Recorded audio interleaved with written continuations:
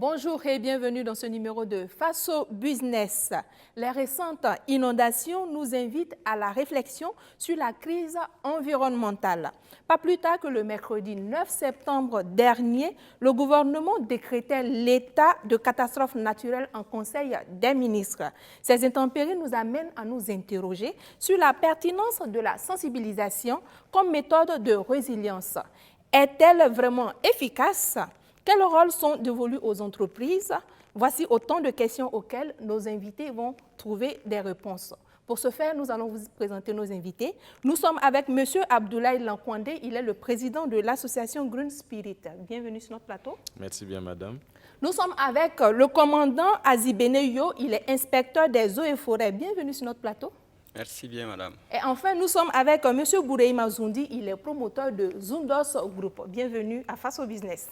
Merci. Sans plus tarder, vous allez nous présenter vos différentes structures, organisations et institutions. Monsieur Lankwande. Ok, je me nomme Abdoulaye Lankwande, juriste de formation. Par ailleurs, je suis le président de l'association Green Spirit.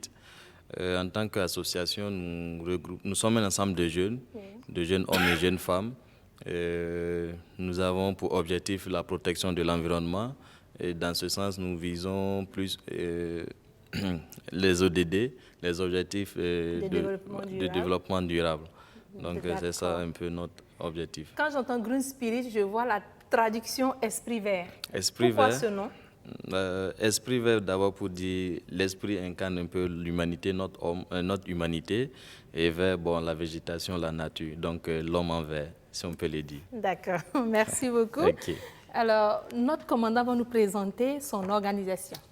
Ok, moi je suis commandant Yo, inspecteur des eaux et forêts, en service à la direction provinciale de l'Ougoutenga comme planificateur. Disons qu'au niveau provincial, là-bas, nous mettons en œuvre en tout cas la politique du gouvernement en matière d'environnement, d'économie verte, de forêt faune ainsi que de changement climatique. Voilà. D'accord, merci beaucoup. Monsieur Zoundi va nous présenter Zundos Group. Oui. Zundos Group, c'est une start-up qui évolue justement dans le domaine de la communication, de l'événementiel. D'accord. Nous sommes aussi dans la publicité. Voilà. Donc voilà ce qui est substantiellement Zundos Group. Et comme événementiel, nous faisons la promotion de la musique verte. Voilà, Carrefour de la musique verte, qui est l'axe stratégique entre musique et environnement. D'accord. Voilà. Et il y a beaucoup d'autres projets qu'on aura peut-être le temps de détailler lors de l'émission. Oui. Merci beaucoup. Alors, partagez-nous votre expérience avec les récentes pluies. Ok. Pour tout dire, ça a commencé peut-être depuis 2009. Moi, j'étais à Ouéguia le 1er septembre. Donc, il a plu toute la journée. Beaucoup de murs sont tombés. Enfin, la maison, on a eu la chance, elle a résisté. Pour cette année 2020, moi, j'utilise plus la voie du CIAO. J'avoue que ma moto, elle est cascadée à l'heure. Wow. J'ai du mal à circuler avec. Je suis obligé à chaque fois de changer les roues, au moins les fourches. Donc, les retombées. Les retombées. Oui. Je suis obligé de... Maintenant, j'ai changé de voie, c'est nettement mieux. Et bon, Dieu merci, la pluie s'est arrêtée et ça va. Et avec la réparation de cette voie, on espère que même si on a des pluies, que cela ne puisse pas avoir des effets négatifs sur les citadins. Alors, le commandant, votre expérience avec ces fortes pluies? Disons que ces fortes pluies, en quelque sorte, ce sont des pluies intenses et d'une courte durée souvent, mais qui, en tout cas, déversent une quantité d'eau qui conduit dans les canaux, dans les caniveaux et bouchés et provoque les inondations. Et depuis 2009, comme l'a dit le camarade ici, et on assiste à ces phénomènes-là. Et ça fait que souvent même on se dit pourquoi cela arrive. Voilà. On se fait victime, pourtant nous sommes responsables. Oui. Voilà. En principe, nous sommes responsables. Et comment on appelle ça, on ne doit pas jeter cette responsabilité en tout cas d'autres acteurs. Nous sommes les propres acteurs, nous Chacun sommes les a artisans. sa responsabilité, a son rôle à jouer. Nous sommes ces artisans de ces inondations-là. Et vous voyez les conséquences, c'est que souvent même sur les terres fermes, on a des îles. Voilà, les gens n'arrivent pas à se mouvoir avec ces pluies. Voilà. Et les images du 1er septembre 2009 en disent beaucoup. Voilà. Et comme on l'a dit, quand il pleut 1 heure, 2 heures, 3 heures, on ne peut pas sortir. Oui. Tout ça, ce sont des conséquences donc, de ces fortes pluies-là. Et vraiment, on s'est dit que cette pluie qui, en réalité, devrait être du bien pour nous, Oui. nous cause désormais du tort. Voilà, mais tout cela nous incombe. Exactement. Voilà, mais selon vous, quelle est la principale cause? Bon, il faut dire que les causes sont diverses, hein, mais généralement, on peut dire que c'est lié aux activités humaines. Voilà. Si on va prendre les cas actuels, parce que si on voit même comment l'occupation des sols actuellement, ça vraiment beaucoup comment on appelle ça Les sols ne sont pas occupés de façon responsable. Responsable, voilà, disons-le. Voilà. Les sols ne sont pas occupés de façon responsable. À cela s'ajoutent plusieurs facteurs météorologiques dus aux activités humaines. Voilà. Et c'est ça qui entraîne en tout cas un dérèglement du climat qui est à l'origine de ces pluies que nous avons actuellement. Voilà. D'accord. Merci beaucoup. Monsieur Zoundi, partagez avec nous votre expérience. Oui, l'expérience, elle est amère. Voilà. Et personnellement, je n'ai pas été touché, mais j'ai des proches, voilà, soit des amis, voilà, qui ont été effectivement, d'une manière ou d'une autre, victimes de, voilà, des inondations.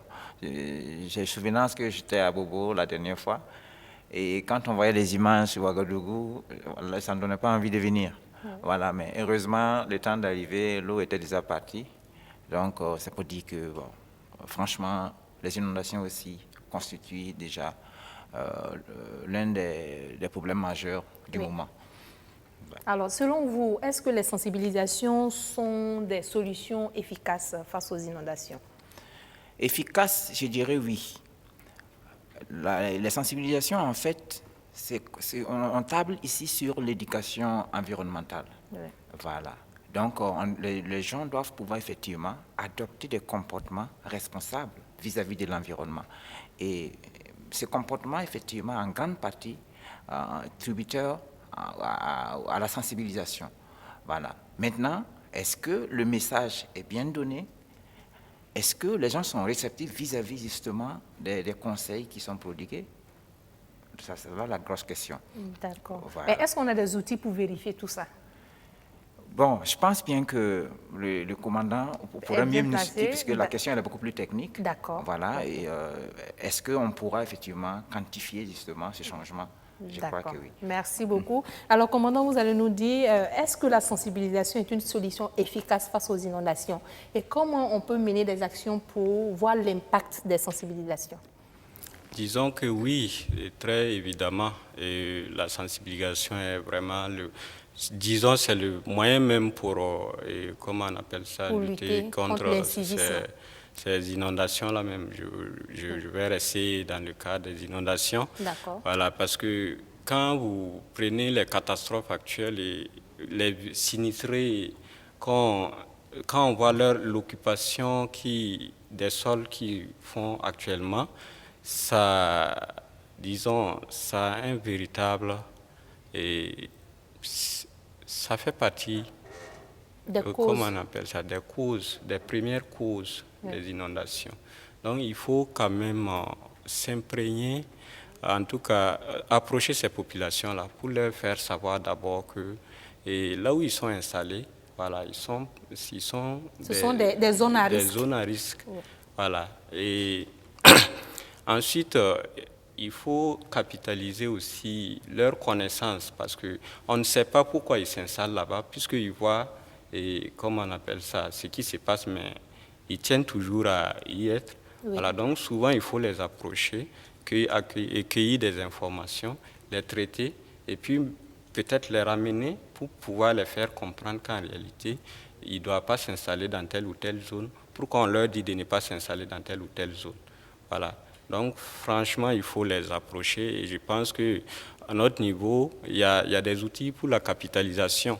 Voilà, il y a des outils à travers, puisque dans notre ligne, on met, en tout cas, on met dans chaque province, dans chaque département, dans chaque région, dans le canevas, il est prévu un nombre donné de sensibilisation sur l'éducation environnementale, comme on dit, sur la gestion des terres, comme on dit, sur l'occupation des terres.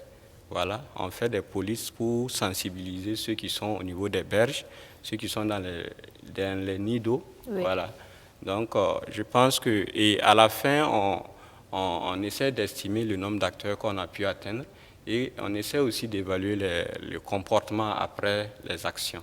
Voilà. D'accord. Donc, je pense que... Alors, j'ai un exemple, par exemple. Si Oui. on approche des citoyens pour leur demander de libérer un espace qui est une zone à risque, et qu'ils s'entêtent, est-ce que vous avez une solution? Est-ce qu'on leur a proposé une alternative, un autre endroit pour leur permettre de changer de lieu? Je me dis, si quand on dit à des personnes de se déplacer et que ces personnes insistent, c'est faute de moyens ou faute d'autres situations qu'ils persistent au fait. Bon, souvent, c'est pas faute de moyens parce que souvent, vous voyez, quand il y a des sinistrés, on dit aux gens, on fait déplacer les gens pour d'autres occupations. Oui. Et après les saisons, on les voit, ils reviennent petit à petit. Donc, c'est pas une question de manque d'espace ou bien, en tout cas, c'est une question d'incivisme. Oui. Et disons aussi, et la compréhension n'est pas ça. Voilà, ils ne comprennent pas. Donc, il faut vraiment les expliquer. Il faut et vraiment de façon continue. Voilà, de façon continue. Il faut aussi qu'eux aussi prennent conscience. Voilà. Et que ce qu'on leur dit, c'est pas parce qu'on ne veut pas qu'ils occupent les lieux.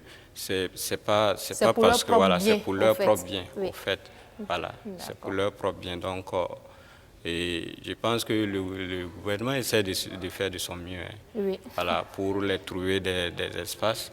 Voilà, donc à eux aussi, ils doivent savoir, c'est ça j'ai dit, et délimiter les zones à risque, voilà, et qui ne doivent pas s'installer là-bas. Oui. Là, même quand la saison pluvieuse se termine, il faut donner aussi ces consignes. Ce sont des zones toujours à risque. Parce que si on s'installe en saison sèche, on ne oui. voudrait pas quitter. Oui, voilà, exactement. on ne voudrait pas quitter plus tard parce que pourquoi quand on déplace les gens, ils reviennent, ils s'attachent facilement au lieu. Oui. Et quand on est attaché, même souvent quand c'est pas bon, on a tendance à vouloir revenir. Oui.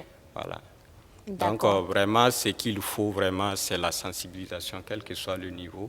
Il faut qu'on montre vraiment à la population qu'ils doivent vraiment s'écarter de ces zones et qu'ils acceptent le faire. Voilà. Exactement. Et je pense qu'il y a beaucoup si je prends, il y a beaucoup de jeunes acteurs actuellement qui entrent dans la danse, voilà, pour faire comprendre aux populations là. Comme l'association Green Spirit. Voilà, qui est là. Et puis, il y a Zundos Group bientôt qui va, en tout cas, apporter du sang nouveau dans les actions de sensibilisation. Voilà. Donc, je pense qu'à travers ces actions, on pourra un temps soit peu faire comprendre à la population qu'ils doivent libérer ces zones à risque, qui sont d'ailleurs la première cause des inondations. C'est vrai qu'il y a des quantités de pluie qui tombent, mais tant que vous êtes dans des lieux inondables, vous êtes plus victime. Voilà. Il y a des gens, par exemple, Zundi a dit qu'il n'a pas été victime. Oui. Voilà, ça veut dire peut-être qu'il est dans une zone où la pente lui permet de ne pas sentir ces effets-là. Oui. Voilà, je pense que le gouvernement travaille à ce que, en tout cas, on arrive là. Voilà. Et puis, il faut aussi que la population prenne conscience. Par exemple, j'étais avec un vieux, il a pris son sac, pendant qu'il pleuvait, il a mis dans le caniveau. Wow. Et quand j'étais à côté, je lui ai demandé... C'est un sac à ordures. Un sac à ordures, déchets ménagers. Wow. Je lui ai demandé, mais pourquoi tu as mis le sac dans le caniveau? Il a dit non, que comme ça va partir. L'eau va faire partir ça. Donc, on était là, on regardait, et je lui ai demandé, mais l'eau va l'amener ça où? Il a dit non, que ça va arriver au marigot. J'ai dit là c'est bien. J'ai dit donc, il n'y aura plus de déchets dans votre cour. J'ai dit, mais après le marigot, les déchets, ça va aller où? il dit que ça va aller au barrage. Au barrage. Voilà. Ouais. Et je lui dis, quand ça va arriver au barrage, où ça va aller? Que non, que ça va rester là-bas. Je lui ai dit, ok. Il dit, si tout le monde faisait ça, est-ce que le barrage existerait aujourd'hui? Bonne C'est question. ça. Il s'est arrêté, il a gratté sa tête, il a dit, ouais, c'est vrai. Et depuis ce jour, je pense, la dernière fois que je passais, j'ai vu une poubelle devant sa cour. Voilà, je pense Une belle que sensibilisation. c'est Voilà. parce qu'il n'avait pris conscience que son acte, faisait. Oui. voilà, il n'a pas pris conscience que son acte posait préjudice à sa personne. Oui. Parce que une fois que ces retenues d'eau sont bouchées, ça augmente encore, et comment on appelle ça, les risques d'inondation. Oui. Voilà. Merci beaucoup. Vous, au sein des Green Spirit, comment vous arrivez à impacter avec la sensibilisation? Pensez-vous que c'est la meilleure méthode ou bien il y a d'autres méthodes pour lutter contre les inondations? D'abord, je dirais que pour lutter contre les inondations, il y a plusieurs méthodes et la sensibilisation à elle seule, elle n'est pas suffisante. D'accord. Bien qu'elle soit importante, il faut noter qu'au-delà de la sensibilisation, il faut une prise de conscience individuelle au niveau de la personne elle-même. Elle doit savoir que c'est non seulement pour son bien et pour protéger sa famille aussi. Oui, exactement. En plus de cette prise de conscience, il faut qu'elle soit générale. Toute une communauté peut prendre conscience et essayer de déguerpir des lieux bien avant les inondations. De cela, il faut ajouter qu'on peut mettre enfin la répression, pas une répression en tant que agressive, mais une répression qui va permettre à ce que, au moins dès que vous quittez des lieux, que vous ne reveniez plus habiter dans ces zones. Comme le commandant l'a dit, il y a plusieurs qui reviennent à la saison sèche. Voilà, au moins les empêcher de revenir. C'est une forme de répression. Je pense que ces trois combinés, là, la sensibilisation peut être très importante. D'accord. Alors, selon vous, en quoi les entreprises doivent jouer un rôle dans la lutte contre les changements climatiques? Ok, ça c'est une bonne question parce que les entreprises, vous savez, la couche d'ozone, qui est un élément important dans, enfin, Monsieur Yo va nous confirmer, oui, pour la pluie. Je dirais que d'abord par la production des gaz à effet de serre, des CO2, oui, donc il y a la destruction de cette couche-là. Nous pouvons commencer d'abord à réduire cette production-là. Oui. Aussi la consommation des sachets plastiques. Oui. Je pense que nous pouvons utiliser plutôt les biodégradables. Depuis des années, on a commencé cette sensibilisation à ne plus utiliser les sachets plastiques, mais malheureusement, on les trouve encore sur le marché. C'est comme je le disais, au-delà de la sensibilisation, il ne faudrait pas qu'on se limite, il faut un suivi. Oui. Se limiter à la sensibilisation, c'est comme si on n'avait pas posé d'action. Alors qu'aller au-delà de la sensibilisation, faire un suivi et peut-être revenir un peu, attirer leur attention à chaque fois, et je pense que ça fera bien l'affaire, oui. D'accord. Alors, M. Zoundi, à côté, intervenez. Comment les entreprises peuvent jouer un rôle dans la protection climatique? Moi, je pense que les entreprises doivent jouer un rôle éminent en mettant en place des produits bio. Et aussi, les produits bio, ça va permettre effectivement aux consommateurs de pouvoir aller dans le sens de la protection de l'environnement. Voilà. D'autre part, les mêmes entreprises là aussi doivent contribuer à la mise en œuvre de leurs responsabilités sociétales. Comme on a eu l'occasion de développer la dernière fois ici. Oui, la RSE. La RSE, voilà. Tout en mettant effectivement en place tout un système de préservation, bon, je vais dire d'actions allant dans le sens de la préservation de l'environnement. Voilà. Par exemple, en participant à des actions de reboisement, voilà, en encourageant des projets, des initiatives allant dans le sens de la protection de l'environnement, comme la musique verte. Voilà. Exactement. Donc, voilà un peu des actions comme ça qui peuvent être menées au niveau des entreprises pour contribuer à la protection de l'environnement. Vous avez parlé que les entreprises devraient produire des produits bio. Est-ce que toutes les entreprises ont cette capacité? Belle question, parce que en fait, le marketing est souvent taxé de greenwashing. Voilà, parce que c'est comme si on utilisait l'environnement pour embellir le marketing au fond. Exactement. Voilà.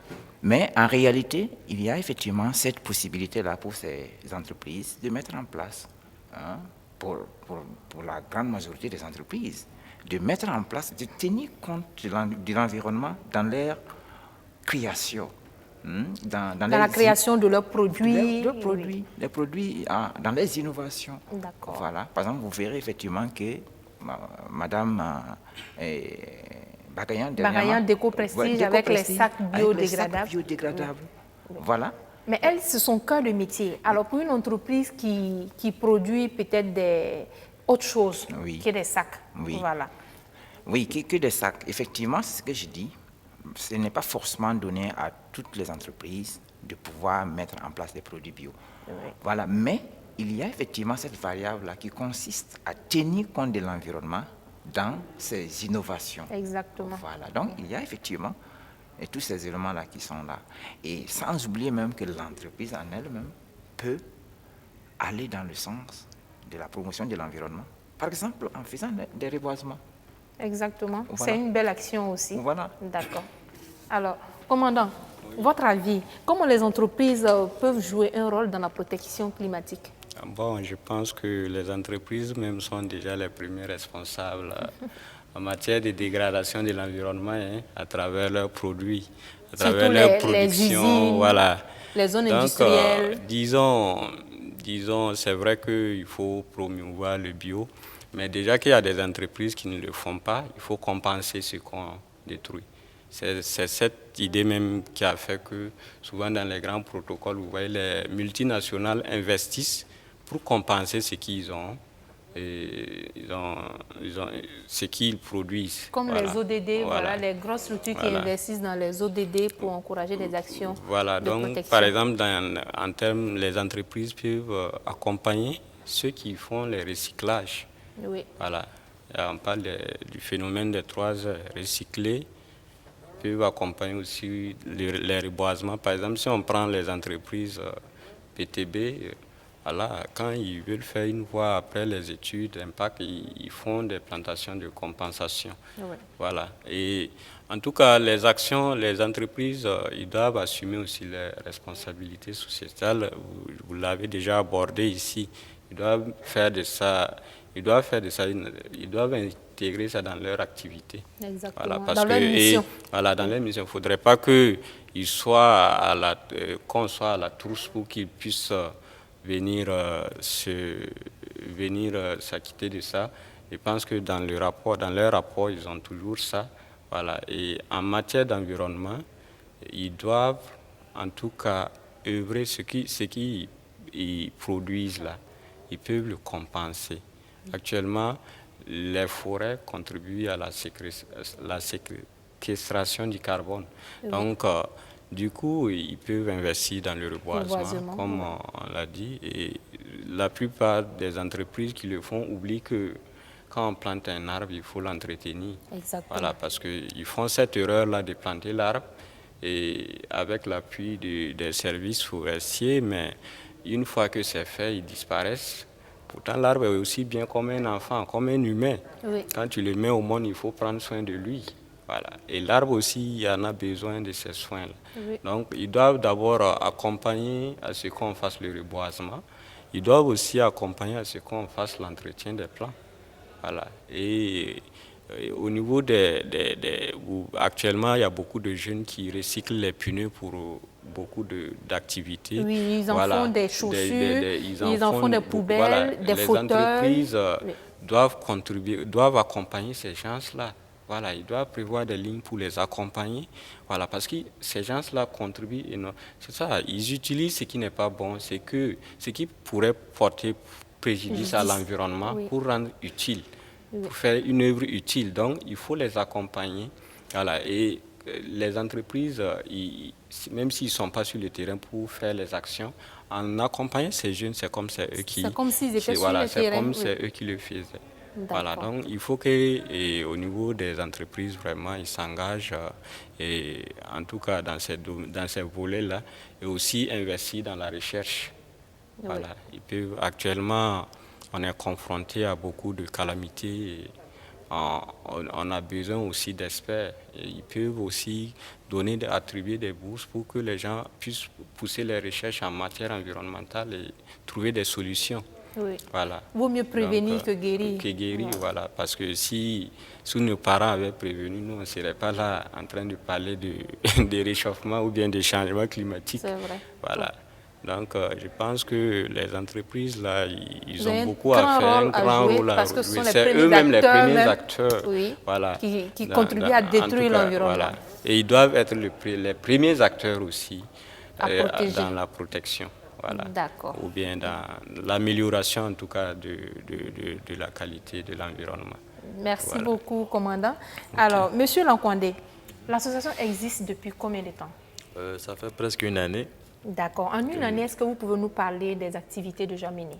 Ok, en une année, nous avons pris part à plusieurs activités, principalement avec OVP. D'accord. Opération Ville Propre. Voilà, et je profite de remercier Ces jeunes le qu'on président. salue vraiment, Oui. ils sont déterminés. Oui. Aujourd'hui, presque toutes les communes ou les villes de Ouagadougou sont propres grâce à leurs actions. Oui, oui, et j'en sais quelque chose. On en a participé. D'accord. Et on a vu que ils sont dans un dynamisme qui nous invite à faire comme eux. On a mené des campagnes de reboisement. En plus de ce reboisement, il y a le suivi. Et le programme, c'est que l'année prochaine, les plantes ont été mises sous terre dans des familles. Oui. Donc l'année prochaine, le projet, c'est de repartir voir l'évolution et récompenser la meilleure famille. Wow. Okay. Ah, je pense que c'est une belle stratégie. Ça rejoint un peu l'inquiétude du commandant. Voilà le suivi de ces plantes-là. De ces plantes-là. D'accord. J'aimerais remercier le président Hussein Traoré. Oui. C'est un bon camarade, j'apprécie bien. D'accord. Et aussi, il y a l'association CASE de M. Ibrahim Tapsoba, le président. On a mené effectivement une activité à Borgo, à Saba. Et de cette activité, bon, c'est presque le même principe. On repart la saison prochaine pour voir comment ça sera. D'accord. Okay. Merci beaucoup. Vous avez d'autres activités? Oui, on a d'autres activités en cours. Ben, pour le moment, c'est trop tôt. D'accord. Et on espère que vous pourrez bien les mener. Alors, Monsieur Zoundi, il va parler du cœur du métier de Zoundos Group et des activités qui sont en cours actuellement. Oui. Alors, Zoundos Group est une entreprise qui évolue dans le domaine de la communication. Parce que déjà, je suis juriste et communicateur. Voilà, donc nous menons effectivement des actions de communication. Voilà, on évolue aussi dans l'événementiel. On fait aussi les consultations juridiques. Voilà, l'événementiel, c'est la musique verte. Voilà, le carrefour de la musique verte, qui est en fait un événement qui fait la promotion de l'éco-citoyenneté. Qui aura lieu très bientôt, et dans une semaine ou 2 semaines? Dans 10 jours. D'accord. Voilà, c'est le samedi prochain, samedi 24. Alors, ça consiste à quoi la musique verte? La musique verte, c'est la musique écologique. Voilà, c'est une soirée de récompense des artistes qui chantent sur l'environnement, pour faire simple. Qui font la promotion de la protection de l'environnement à travers leurs œuvres. À travers les œuvres artistiques. D'accord. Voilà, donc voilà un promoteur qui a pensé à ces artistes-là, qui effectivement sont engagés pour la cause environnementale. Mais comme on le dit, la plus belle femme ne peut donner que ce qu'elle a. Oui. Donc ces artistes-là ont décidé effectivement de se battre pour l'environnement à travers les créations artistiques. Oui. Donc il faut les récompenser. Oui. Voilà, c'est ça la musique verte. Donc ça sera une soirée de 2 heures au cours de laquelle il y aura des prestations d'artistes. Oui. Il y aura des remises de trophées. Voilà, il y a beaucoup d'innovations que je laisse découvrir sur place. D'accord. Voilà. Merci beaucoup. Alors, au sein du ministère de l'Environnement, quelles sont les actions que vous menez pour la restauration des forêts? Ok, d'accord. Dans notre ministère, disons, beaucoup d'actions sont mises en œuvre, en tout cas pour d'abord protéger les forêts qui existent déjà. Oui. Voilà, parce que les forêts, il n'y en a plus assez. Voilà, mais les forêts même sont menacées. Voilà. Menacées, voilà. Parce qu'à cause de la dégradation des zones cultivables. Voilà, donc... mais l'accent est surtout mis aussi sur la récupération du couvert dégradé. D'accord. Voilà, vous avez vu tout récemment au niveau de Banfora, le président était là-bas, dans le cadre de la JNA, qui est une journée nationale. Oui. Voilà, et de plantation d'arbres. Voilà.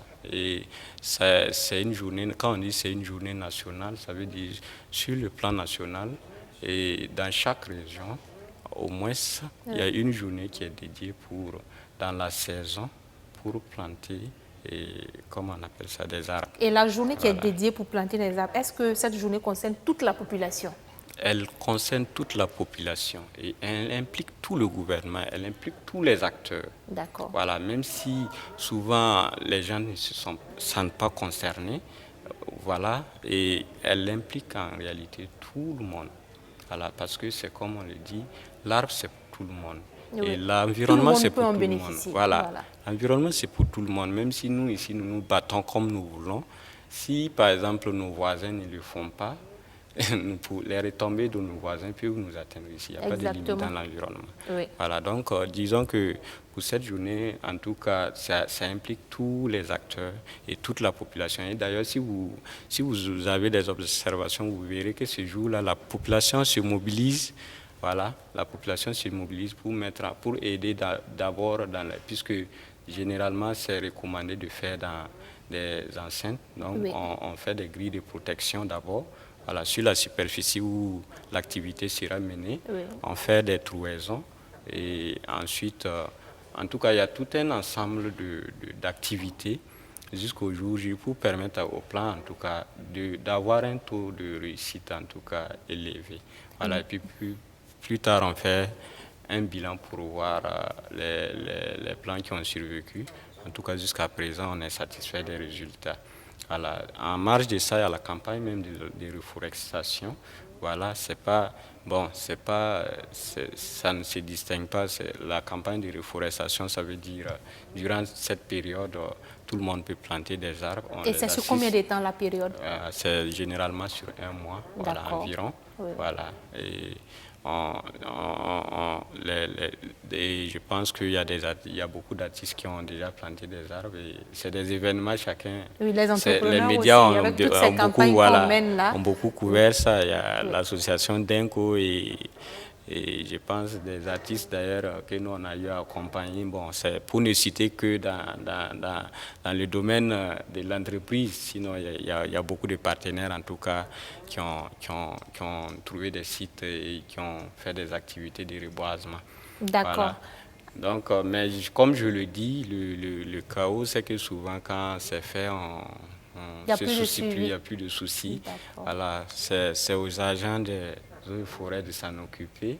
C'est au service de l'environnement qui est là de s'en occuper avec beaucoup de sites.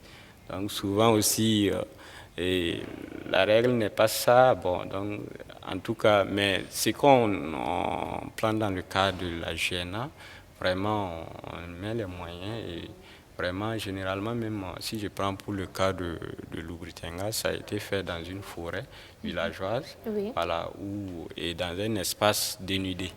Voilà, donc ça va dans l'optique de récupération des terres en même temps. Voilà, et aussi, comme action, nous avons la Grande Muraille Verte qui fait vraiment beaucoup d'actions, oui, voilà, de restauration des sols, oui, et aussi qui forme, puisque, disons, quand on parle de campagne de reforestation, il y a tout un ensemble d'activités qui est là. Ça part déjà même de la formation des pépiniéristes. Oui. Voilà, ça crée de l'emploi déjà, voilà, de l'emploi vert, voilà. Et par la suite, il y a la production qui est là en fonction des prévisions, puisque chaque année, on prévoit planter un nombre donné. Oui, voilà. C'est un objectif à atteindre. C'est un objectif à atteindre. Oui. Voilà. Et en formant les pépiniéristes, ils sont censés en tout cas nous produire les plans qui vont nous permettre d'atteindre ces objectifs-là. Voilà. Et après, on récupère ces plans avec eux, voilà, et puis on met en terre et puis on assure aussi le suivi. Mais tout ça est sanctionné de la capitalisation à la fin, parce que toutes les actions qu'on pose sont capitalisées, voilà, et en fonction des résultats qu'on obtient, on essaie d'améliorer au fur et à mesure.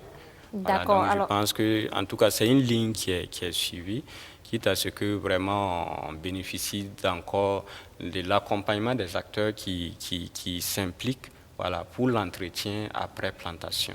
Voilà. D'accord. On a une question technique comme ça. Comment on peut illustrer la crise environnementale pour nos téléspectateurs? Bon, comment on peut illustrer la crise environnementale pour nos téléspectateurs? Je pense que, bon, et de façon technique, si on va l'expliquer, peut-être les gens se poseront toujours la question. Oui. Mais par exemple, je dirais que Et quand les gens crient qu'il pleut, il y a des inondations chaque année. L'événement marquant, ça a été le En 1er 2009. Voilà, le Oui. 1er septembre. Oui. Depuis Et 11 ce ans temps, après 11 encore, ans en après, 2020. Et vous voyez, ça devient tellement récurrent que c'est devenu comme une norme. Oui.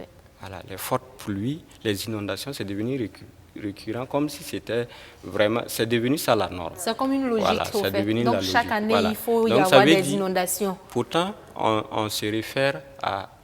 Il y a des gens qui disaient, en notre temps, les pluies n'étaient pas comme ça, ainsi de suite. Ces hommes existent. Ça veut dire cette différence-là, ça explique déjà, et comment on appelle ça, la notion du changement climatique. Et je disais tout récemment, quand je suis rentré, il y a une vieille qui a dit que la chaleur a commencé. J'ai dit, bon, on est sauvé parce qu'on est en décembre, et d'ici là, le froid va arriver. Elle a dit que le froid, c'est désormais là, que c'est pour ceux qui se lèvent le matin. Que quand on se lève à 8 heures, déjà, on sue, même en temps de novembre, En décembre, oui. Voilà. Pourtant, avant, si C'était je me pas rappelle, normal, voilà, en fait, c'était oui. pas, voilà, les gens, même vers 8 heures, même, tu ne peux pas sortir déjà. Donc, la température monte. C'est ça, on dit. Et on parle Une du changement. crise Voilà. environnementale. C'est un changement Climatique, qui est constaté, que les gens vivent. Voilà. Et quoi encore La notion de crise environnementale, en gros. Voilà, bon, quand on parle de crise environnementale, c'est toutes les catastrophes que vous voyez. Voilà. Vraiment, le dérèglement en général, le dérèglement climatique que vous voyez là. Voilà. Mais ce que je veux que la population comprenne en termes de changement climatique, c'est ce qu'ils vivent actuellement au quotidien. Je disais tout à l'heure que souvent, avant, on connaissait quand est-ce la saison se terminait, mais maintenant, on ne peut plus le savoir. Oui. Voilà, parce que tout est déréglé. Voilà, donc il y a tous ces facteurs-là. Quand on suit les médias, on voit au niveau mondial les catastrophes qui se passent et on se dit qu'il y a eu des années où ça n'existait pas. C'est dû à quoi? Au changement climatique. Voilà. Donc de façon, disons, pour le commun des modèles, voilà comment il peut appréhender ces changements-là. Et nous avons l'émergence de nouvelles maladies. Oui. C'est dû à quoi? À une adaptation. Même avec le coronavirus, voilà. Qui est là. C'est dû à quoi? À une mutation des gènes, peut-être. Oui. Voilà. Mais ces mutations sont dues à quoi? À la dégradation de la qualité de l'environnement. Voilà. Et en s'adaptant, il y a forcément de nouveaux gènes qui peuvent entraîner de nouvelles maladies que l'homme n'arrive pas à saisir jusqu'à présent.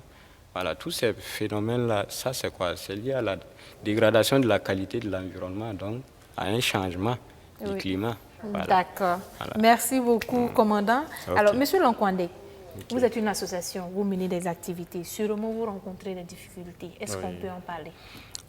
Oui, on peut en parler. D'accord. Ok. D'abord, la plus importante des difficultés pour nous, c'est de se retrouver entre sœurs, parce que c'est vrai que nous sommes un peu nombreuses, mais éparpillées. L'idée serait de se retrouver et former ce qu'on appellerait peut-être une super association, si ça se dit bien sûr. Oui, c'est possible. D'accord.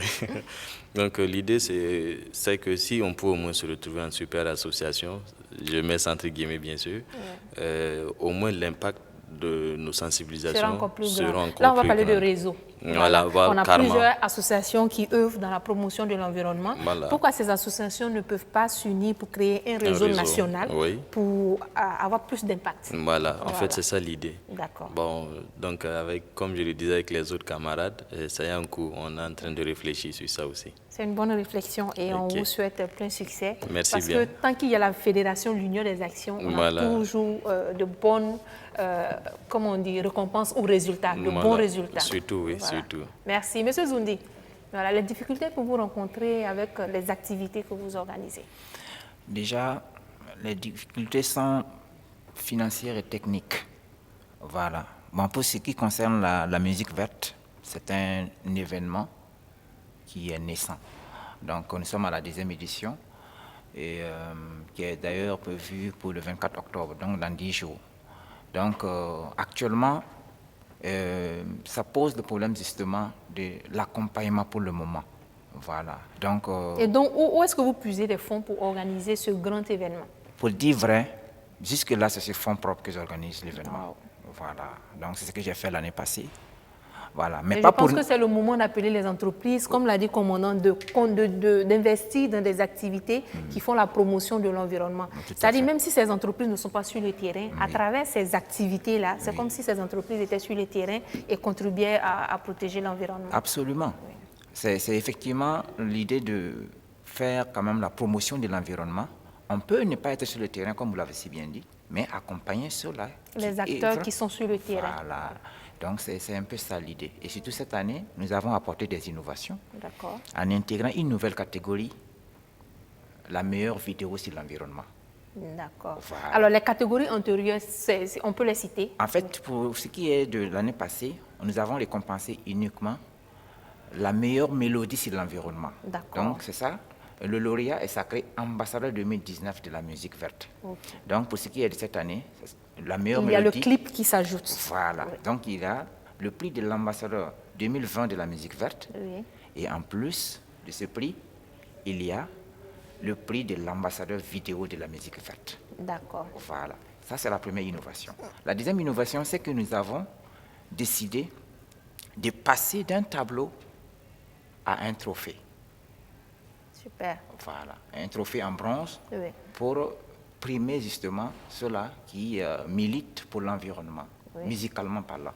Voilà. Et comme figure, grosse figure de la musique, j'ai pu effectivement faire appel à JT, le Big Fig, qui est le rappeur américain qui vient de s'implanter dans notre pays. Voilà, qui a décidé effectivement de venir apporter sa touche. Voilà, à notre événement cette année. D'accord, je pense que nous sommes presque à la fin de l'émission. Quelles sont les actions à venir? Les actions à venir, c'est effectivement, ce qui est immédiat, c'est la 10e édition de la musique verte, qui doit se passer dans 10 jours, le 24 octobre. Bon, ce que je devrais préciser aussi, c'est qu'on a eu un nouveau collaborateur qui nous apporte son endroit, son jardin, et qui est plus spacieux, plus écologique, plus classe. Voilà, et c'est la Riviera qui existe, l'ancien Koundé de la cité en deux. D'accord. Voilà, donc c'est là où on va pouvoir accueillir au moins les participants, les invités. Merci beaucoup. Alors, commandant, au niveau de votre département, quelles sont les actions à venir? Bon, chez nous, il y a un canevas à suivre et nos actions, c'est de mettre en œuvre les activités et continuer dans ce canevas-là. Voilà, et comme nous, il n'y a pas de rupture, chaque jour nous sommes dans l'environnement, notre rôle en tout cas, c'est sa protection, sa défense et sa restauration. Voilà, donc, et dans votre rôle, quelles sont les difficultés que vous rencontrez? On rencontre assez de difficultés, surtout disons, avec la population, c'est pas facile. Voilà, comme on le dit ici, aujourd'hui on parle de sensibilisation. Voilà, parce que la population, souvent on est obligé de faire des répressions. Et c'est comme je prenais l'exemple, je dis, quelqu'un qui part couper un arbre, il se fait du tort.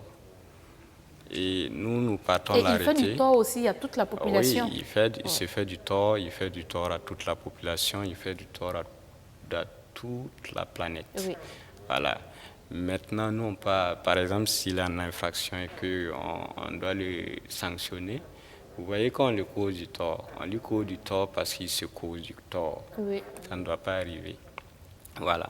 Donc, les difficultés vraiment avec la population, c'est lié à jusqu'à présent, les gens utilisent abusivement les pesticides. Jusqu'à présent, les gens, en tout cas, sont toujours en train de couper les arbres. Jusqu'à présent, il y en a assez qui ne comprennent pas que les déchets ménagers, il faut vraiment les mettre dans des poubelles et non dans des caniveaux. Jusqu'à présent, en tout cas, il y a pas mal d'actions posées par la population qui portent préjudice à l'environnement. Et souvent, comme on est des acteurs du développement durable, voilà, on est obligé en tout cas, de les faire comprendre d'abord, une première fois, une deuxième fois, et souvent tu es obligé, en tout cas, de passer à l'acte. Les difficultés, vraiment, c'est lié à l'innocence, en tout cas, de la population. Pas seulement l'innocence, Voilà, il y a, comme on dit, l'incivisme. Voilà. On peut être innocent, mais on peut connaître la loi et refuser de respecter la loi. Voilà. Ok. Mais l'incivisme, ça, c'est devenu le mot de vie du Burkinabé. Voilà. Mais on espère que la génération qui est en train de monter, voilà, avec ces jeunes associations, que les choses changent, bougent. Les choses vont vraiment bouger parce que actuellement, bon, quand tu prends quelqu'un qui est dans l'environnement, il se dit, moi j'ai aimé la nature depuis que je suis enfant. Oui. Voilà, mais on ne peut pas faire du mal à quelque chose qu'on aime. Exactement. Et avec tout ce qu'on vit actuellement, c'est sûr que les regards des hommes vont se tourner vers la protection de l'environnement. Oui. Et voilà, peut-être qu'un jour, quelqu'un dirait, chaque année de ma vie, je planterai un arbre, que je prendrai soin là, d'ici que je vais partir. Une bonne décision. Voilà, oui. D'ici que je vais partir, peut-être j'aurai apporté plus à la nature que j'en ai pris d'elle. Voilà. Merci beaucoup. Nous sommes à la fin de cette émission. Un dernier message, Monsieur Lampandé. Ok, comme dernier message, pour rejoindre un peu son idée, il y a un adage qui dit que non, le plus grand des hommes, c'est celui qui plante un arbre sous l'ombre de laquelle il ne compte pas s'asseoir. Donc c'est pour dire planter des arbres pour la génération future. Pour la génération future. Donc je pense que dès aujourd'hui, nous jeunes, nous pouvons déjà commencer à penser à nos petits frères, à nos enfants qui vont venir. Oui. Rien qu'en plantant les arbres, on fait déjà beaucoup.